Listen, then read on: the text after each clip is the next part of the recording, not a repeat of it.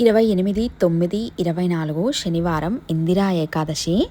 భాద్రపద మాసంలో కృష్ణపక్షంలో వచ్చే ఏకాదశినే ఇందిరా ఏకాదశి అంటారు. ఈ ఏకాదశి నాడు ఉపవాసం జాగరణ చేసినట్లయితే పితృదేవతలు తరిస్తారు. అశ్వమేధ యాగంతో సమానమైన ఫలం కలిగిన ఏకాదశి ఇది. సత్యయుగంలో మాహిష్మతి రాజ్యాన్ని ఇంద్రసేనుడనే మహారాజు పాలించేవాడు. ధనధాన్య పుత్ర పౌత్రాభివృద్ధి కలిగిన ఆయన విష్ణు భక్తుడు. ఒకసారి నారద మహర్షి ఆయనకు దర్శనమిచ్చి యమలోకంలో బాధలు పడుతున్న ఇంద్రసేనుని పితరులను గురించి తెలియజేశాడు. అప్పుడు ఇందిరా ఏకాదశి వ్రతం చేయడం ద్వారా ఇంద్రసేనుడు తన పితరులకు సద్గతులు కలిగించాడు.